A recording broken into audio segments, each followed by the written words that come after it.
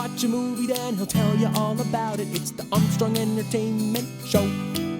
Hello everyone and welcome to Armstrong Entertainment. This is Chad here and I watch the Netflix 4-part true crime miniseries, The Ripper. Now, if you know absolutely nothing about this case, there might be some mild spoilers, but nothing too major. I've said it before and I will say it again and again. I am obsessed with true crime and Netflix has really been pumping out these true crime documentary series and I have just been gobbling them up.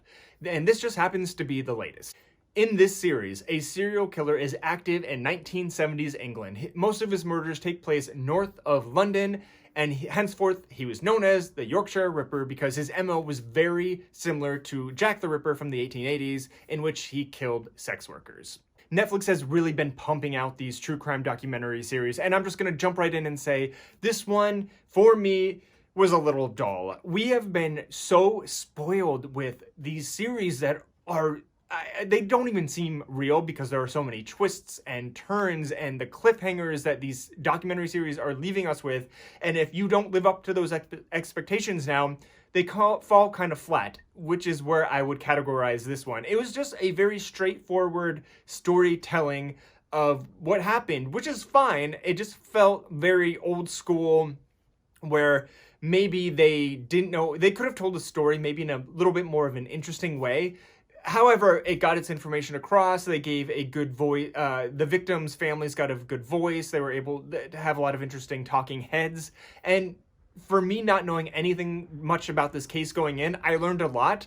I'm sure there are several other documentary series about this exact same subject that are much better. But for now, this is the latest and it's on Netflix, so it's probably going to get the most eyeballs. This series is frustrating at times because of the specificities with the police department and how they only focused on one type of suspect and they had their blinders on, so they weren't really looking for other things, and a lot of things fell through the cracks.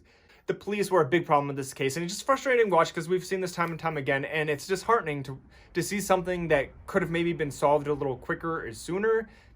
Overall, this series was just okay for me. I definitely enjoyed it. I learned a lot about something that I didn't know much about. I'm sure there are better documentaries out there, but this is just the one that I happened to fall upon.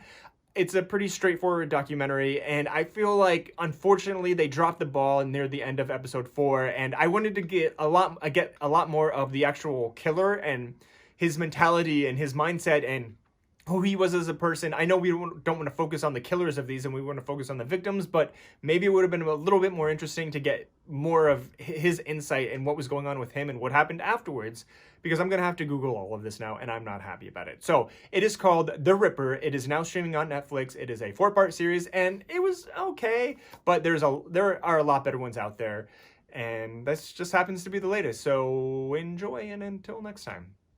He'll watch a movie, then he'll tell you all about it. It's the Armstrong Entertainment Show.